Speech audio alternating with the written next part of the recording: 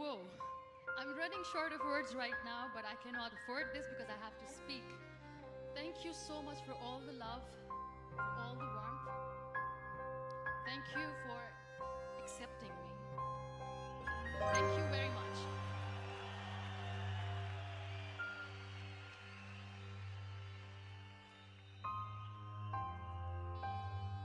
Well, I always start my talk with a disclaimer. And that disclaimer is that I've never claimed to be a motivational speaker. Yes, I do speak, but I feel more like a storyteller because wherever I go, I share a story with everyone. Well, it is a story of a woman whose perfectly imperfect life made her who and what she is today. It's the story of a woman who, in pursuit of her dreams and aspirations, made other people realize that if you think that your life is hard and you're giving up on that because you think your life is unfair, think again. Because when you think that way, you are being unfair to your own self. It's the story of a woman who made people realize that sometimes problems are not too big. We are too small because we cannot handle them.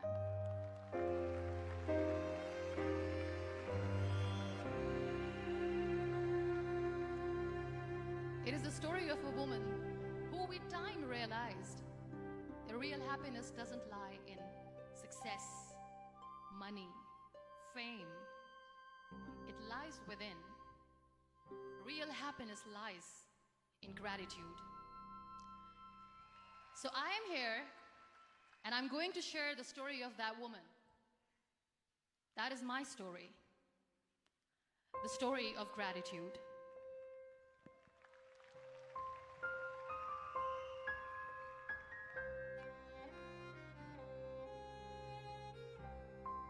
I love you too. I love you all. I believe in the power of words. Many people speak before they think. But I know the value of words. The words can make you, break you, they can heal your soul, they can damage you forever. So I always try to use the positive words in my life wherever I go. They call it adversity, I call it opportunity. They call it weakness, I call it strength. They call me disabled, I call myself differently abled. They see my disability. They see my disability, I see my ability. There are some incidents that happen in your life, and those incidents are so strong that they change your DNA. Those incidents or accidents are so strong that they break you physically. They deform your body, but they transform your soul.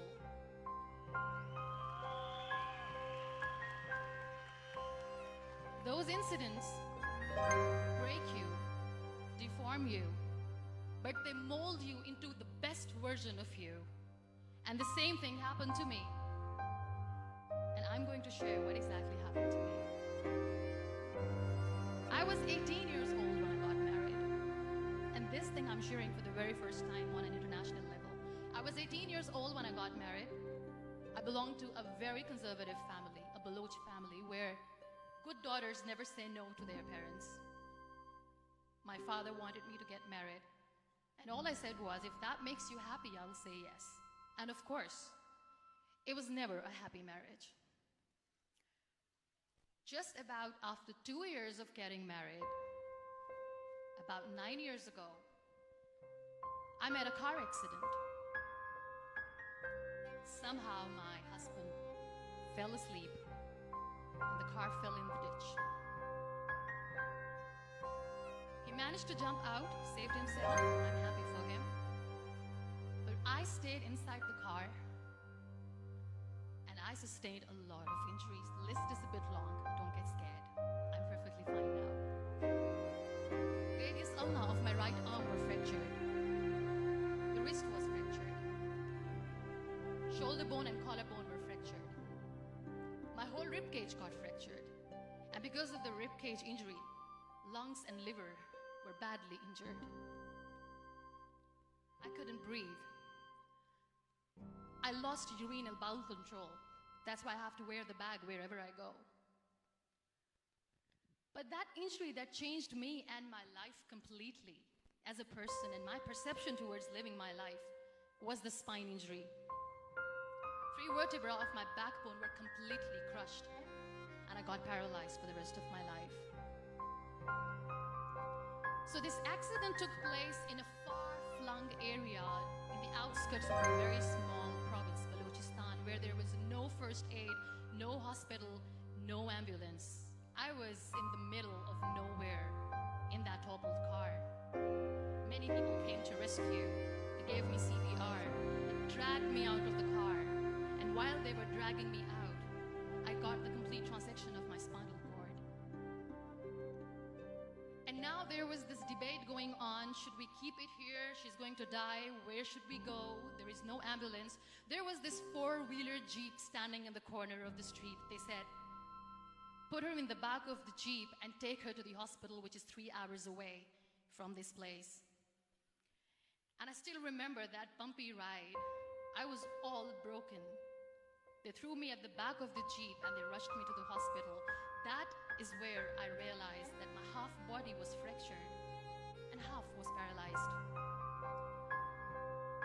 I finally ended up in a hospital where I stayed for 2.5 months. I underwent multiple surgeries. Doctors have put a lot of titanium in my arm. There's a lot of titanium at my back to fix my back. That's why people in Pakistan call me the Iron Lady of Pakistan.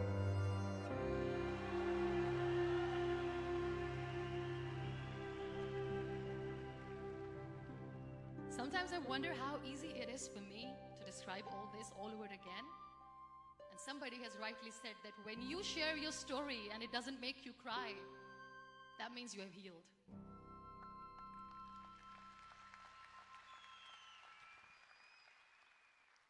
Those 2.5 months in the hospital were dreadful. I will not make up stories just to inspire you. I was at the verge of despair.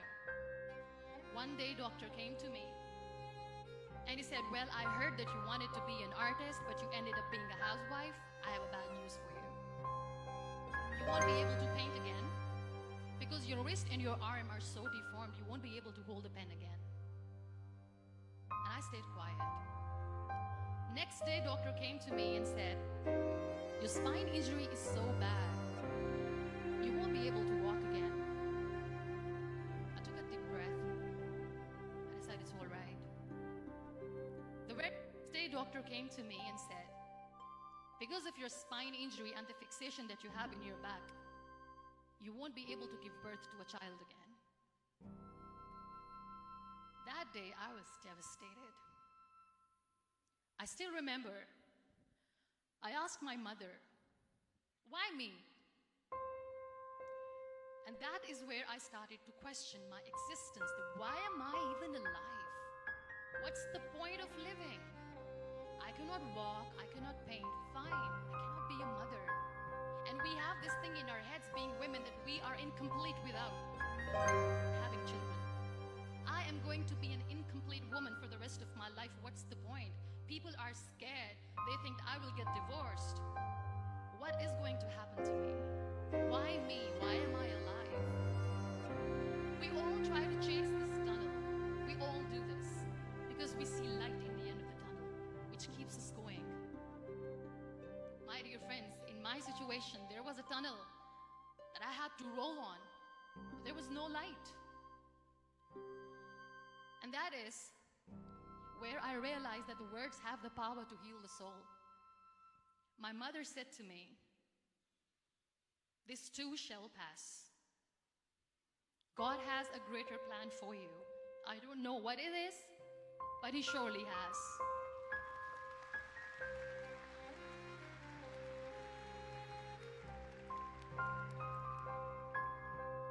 And in all that distress and grief, somehow or the other, those words were so magical that they kept me going. I was trying to put that smile on my face all the time, was hiding. It was so hard to hide the pain, which was there. But all I knew was that if I will give up, my mother and my brothers will give up too. So what kept me going was, one day I asked my brothers, I know I have a deformed hand, but I'm tired of looking at these white walls in the hospital and wearing these white scrubs. I'm getting tired of this. I want to add more colors to my life. I want to do something. Bring me some colors. Bring me some small canvas. I want to paint. So the very first painting I made was on my deathbed, where I painted for the very first time. It was not just an art piece or just my passion. It was my therapy. What an amazing therapy it was. Without uttering a single word, I could paint my heart out. I could share my story. People used to come and say, what lovely painting. So much color. Nobody could see the grief in it. Only I could. So that's how I spent 2.5 months in my hospital, crying, never complaining or whining, but painting. And then I was discharged and I went back home. And I went back home and I realized that I have developed a lot of pressure ulcers on my back and on my hip bone. I was unable to sit. There were a lot of infections in my body, a lot of allergies. So doctors wanted me to lie down on the bed straight for not 6 months, for not 1 year, for 2 years. I was bedridden, confined in that one room, looking outside the window, listening to the birds chirping, and thinking maybe there will be a time when we'll be going out with the family and enjoying the nature. That was the time where I realized how lucky people are, but they don't realize. That is the time where I realized that the day I'm going to sit, I'm going to share this pain with everyone to make them realize how blessed they are, and they don't even consider them lucky. There are always turning points in your life. There was a rebirth day that I celebrated. After 2 years and 2.5 months, when I was able to sit on a wheelchair, that was the day when I had the rebirth. I was a completely different person. I still remember the day I sat on the wheelchair for the first time, knowing that I'm never going to leave this, knowing that I won't be able to walk for the rest of my life. I saw myself in the mirror and I talked to myself. And I still remember what I said. I cannot wait for a miracle to come and make me walk. I cannot sit in the corner of the room crying, cribbing and begging for mercy because nobody has time. So I have to accept myself the way I am. The sooner the better. So I applied the lip color for the first time.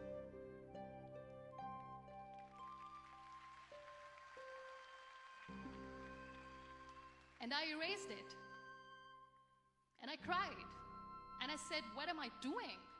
A person on a wheelchair should not do this. What will people say? Clean it up. I put it again. This time I put it for myself. Because I wanted to feel perfect from within.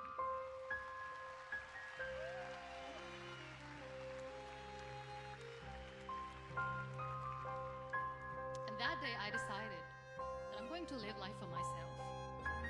I am not going to be that perfect person for someone. I am just going to take this moment and I will make it perfect for myself.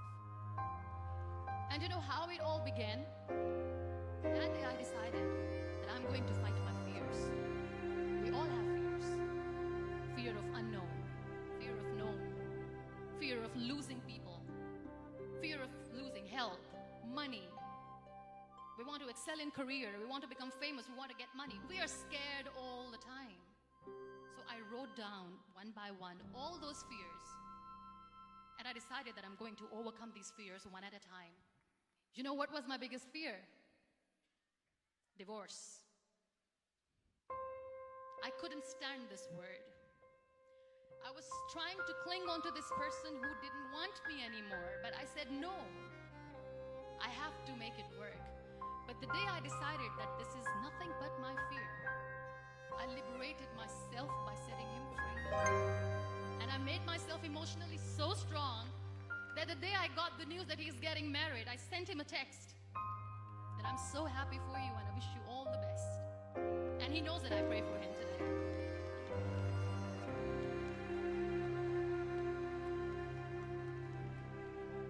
My biggest fear, number 2, was I won't be able to be a mother again.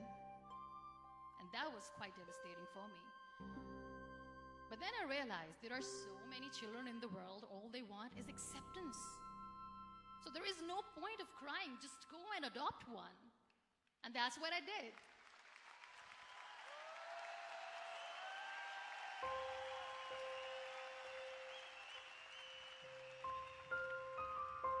I gave my name in different organizations, different orphanages. I didn't mention that I'm on a wheelchair, dying to have a child. So I just told them that this is Muniba Mazari and she wants to adopt a boy or girl whatsoever, but I want to adopt a kid. And I waited patiently. 2 years later, I got this call from a very small city in Pakistan. I got a call and they said, "Are you Muniba Mazari? There is a baby boy and would you like to adopt?" And when I say yes, I could literally feel the labor pain. I said, yes, I am going to adopt him. I am coming to take him home.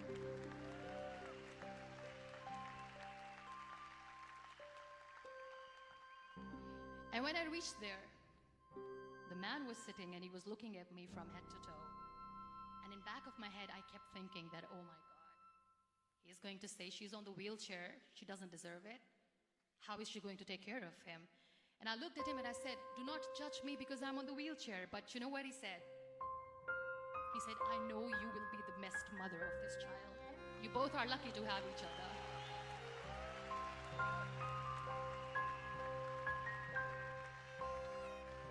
And that day, I was 2 days old, and today he's 6.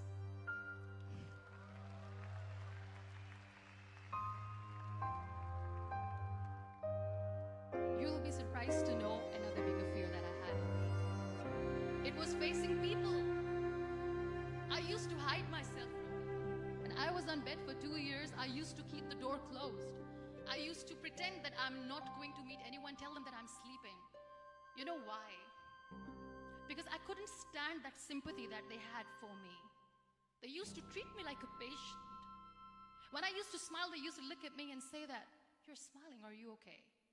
I was tired of this question being asked, "Are you sick?" Well, a lady yesterday at the airport asked me, "Are you sick?" And I said, "Well, besides the spinal cord injury, I'm fine, I guess."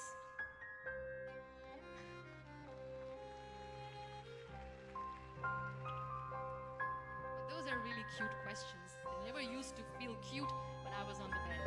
So I used to hide myself from people, knowing that, oh my God, I'm not going to see that sympathy in their eyes. It's all right. And today I'm here speaking to all these amazing people because I have overcome the fear.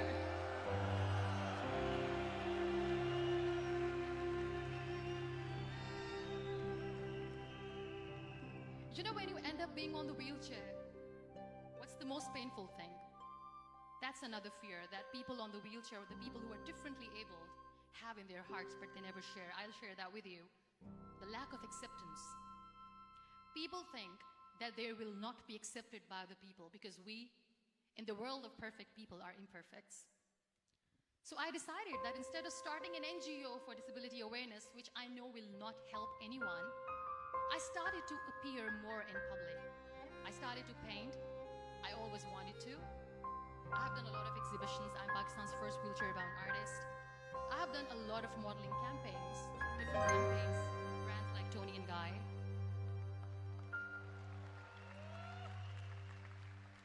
I have done some really funny, breaking the barriers kind of modeling. There was this one by the name Clown Town where I became a clown because I know that clowns have hearts too. And then I also decided that if I really want to make the difference, I am not going to let people use me for their polio campaigns where they will make you a victim and an emblem of misery and mercy and will say that, you know what, give polio drops to your children or they'll become like this girl. I decided that I'm going to join the national TV of Pakistan as an anchor person, and I've been doing a lot of shows for the last 3 years.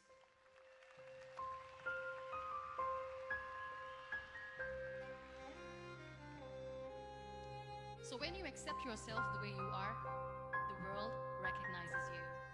It all starts from within. Thank you. I became the National Goodwill Ambassador for UN Women Pakistan, and now I speak for the rights of women, children. We talk about inclusion, diversity, gender equality, which is a must. I was featured in BBC 100 Women for 2015. I'm one of the Forbes 30 under 30 for 2016. And it all didn't happen alone. You all are thriving in your careers.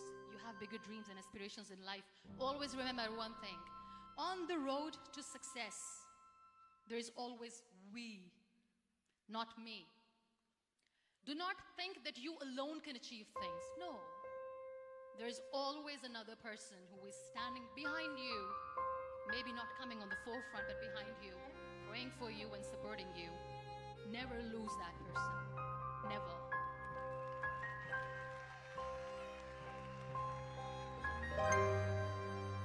No matter how much I say that I couldn't find a hero, so I became one, I still want to recognize those 3 people in my life who literally changed my life completely, and I get inspiration from them every single day.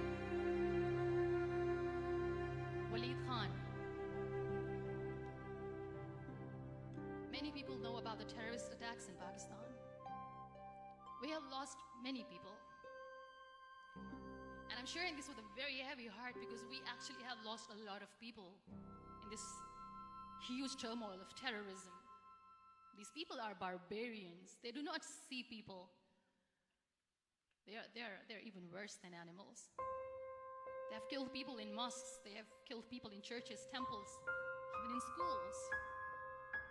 There was this terrorist attack in Army Public School, Peshawar, where these terrorists entered in an examination hall and they killed our children. And in that attack, that day, this beautiful boy, Waleed Khan, who was my hero, my real life hero, was the proctor who was taking care of the students, was keeping an eye on the students. Those barbarians shot him 3 times in the face, 5 times on his body, and he fell down. I was asked to give a talk in the school after a week of that terrorist attack. With a very heavy heart, I went there and I spoke. We sang a few national songs. I thought that maybe I've done my part, but deep inside, it was killing me.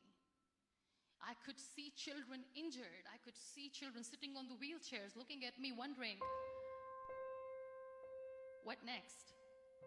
What was our fault? Just because we were here to give examination, we have been shot. So many people, so many children lost their friends. Their classrooms were empty. The next day they went to the classroom. So this kid, Waleed Khan, I was asked that he is in a hospital right now and you have to go and see him and motivate him and tell him that it's going to be okay. And when I saw Waleed Khan coming on the wheelchair for the first time in front of me, his face was all deformed. His leg was fractured, his arm was fractured. He couldn't talk, he lost his teeth. He cannot sneeze, he cannot smell. He cannot eat. And I kept thinking, what should I say? That everything is going to be all right? No, nothing is all right. And while I was juggling with the words, what to say, what not to say, this beautiful child, Waleed Khan, came to me and he said, "Are you Muniba Mazari?" I said, "Yes." He said, "Baji, let's take a selfie."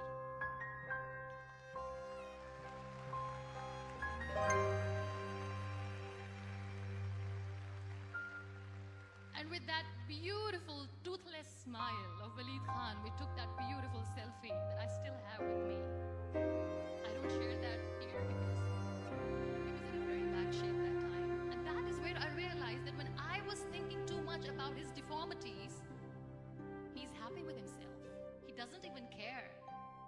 Because today he goes in the same school, and when somebody asks him that what happened to your face, why so many scars, you know what he says? "These scars are my medals and I wear them with pride."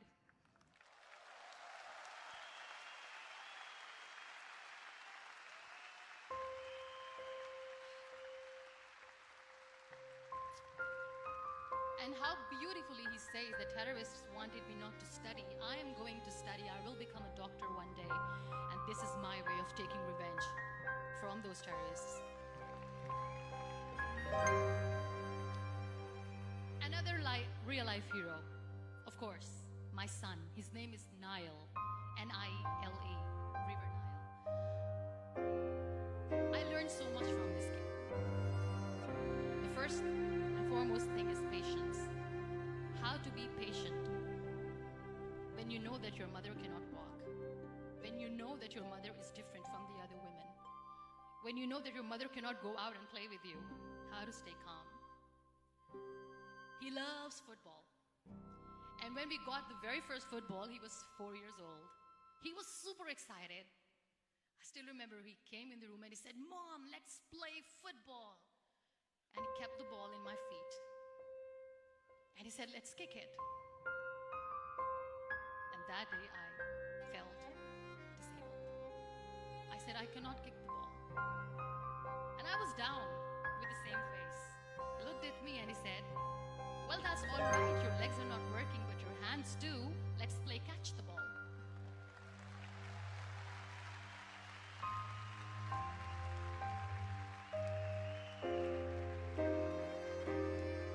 You know what? That day he made me realize that when you think your glass is half empty, come on, your glass is half full. It's all in here and here. Last but not least, the woman who made me realize that heroes have no gender. The woman who believed in me even when I was completely at the verge of despair, where everybody left, she was there. And every time I looked at her, without saying anything, she used to look at me and said, "This too shall pass. God has a bigger plan. And one day you will say that, oh my God, that is why God has chosen me." She never cried in front of me. She's always said that there will be haters, there will be naysayers, there will be disbelievers, and then there will be you proving them wrong. My mother.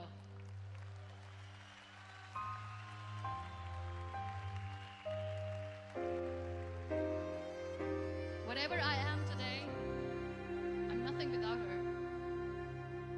I'm nothing without her. Thank you, Mama. I wish you were here. Thank you for making me who I am today.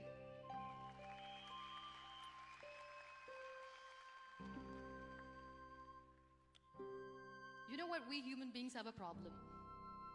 Out of many problems, there is one more, and this is self-created one. We always expect ease from life. We have this amazing fantasy about life. This is how things should work. This is my plan. It should go as per my plan. If that doesn't happen, we give up. So my dear friends, let me tell you one thing. I never wanted to be on the wheelchair. Never thought of being on the wheelchair.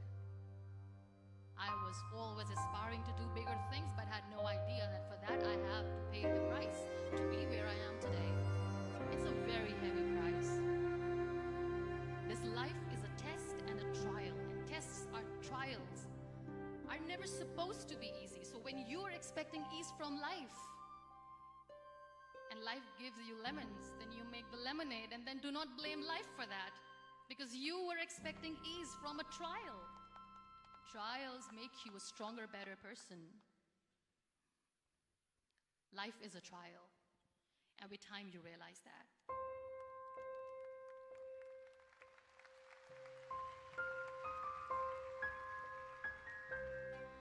It is okay to be scared. It is okay to cry. Everything is okay, but giving up should not be an option. They always say that failure is not an option. Failure should be an option, because when you fail, you get up, and then you fail, and then you get up, and that keeps you going. That's how humans are strong.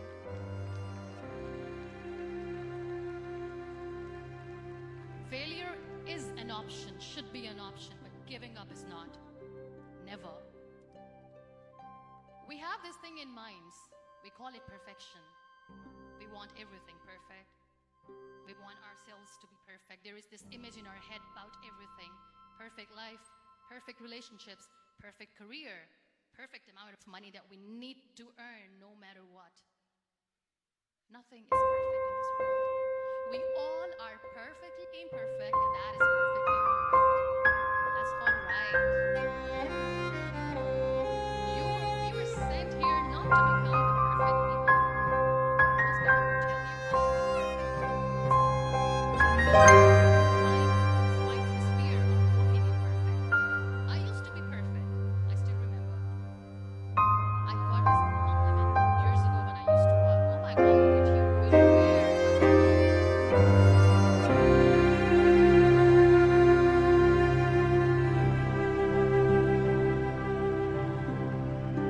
Only the perfect eyes can see that. Only the perfect eyes will see that. Only the perfect eyes will see that. So yes, in all those imperfections, you have to listen to your heart. You don't have to look good for people. You don't have to be perfect just because other people want you to be perfect. If your soul is perfect from within, that's all right. This is all what you want. This is all what you need to be. Our society has made very weird kind of norms to look perfect and great. For men, it's different. For women, it's different. We think too much about what people say. We listen to ourselves too little. Do you know what makes you perfect? When you make someone smile. You know what makes you perfect? When you try to do something good for the people around you. You know what makes you perfect? When you feel someone's pain. And how beautiful pain is that it connects you with people. No other medium can connect you with others but pain. That's why I always say that I'm in pain, and that's a blessing in disguise for me. Today, just because I'm in pain and I'm on the wheelchair, I work for children.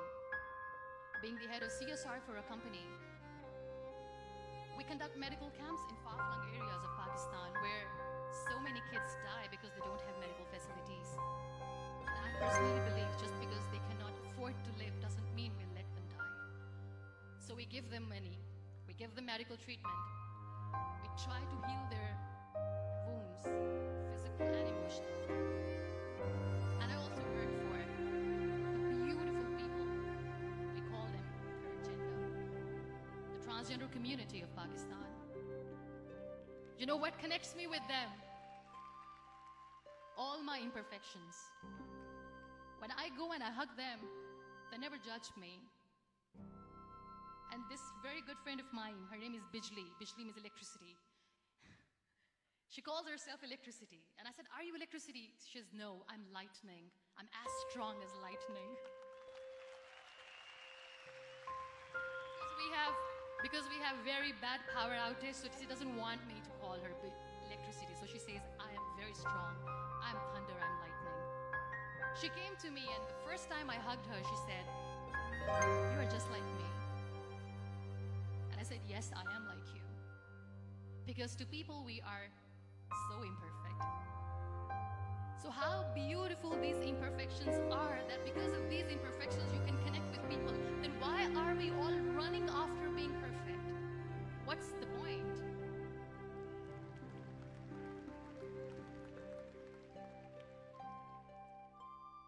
Every time I go in public, I always smile. It's always a big toothy smile on my face, and people ask me, don't you get tired of smiling all the time? What's the secret? I always say one thing, that I have stopped worrying about the things that I have lost, the people that I have lost. Things and people who were meant to be with me are with me. And sometimes, somebody's absence makes you a better person. Cherish their absence.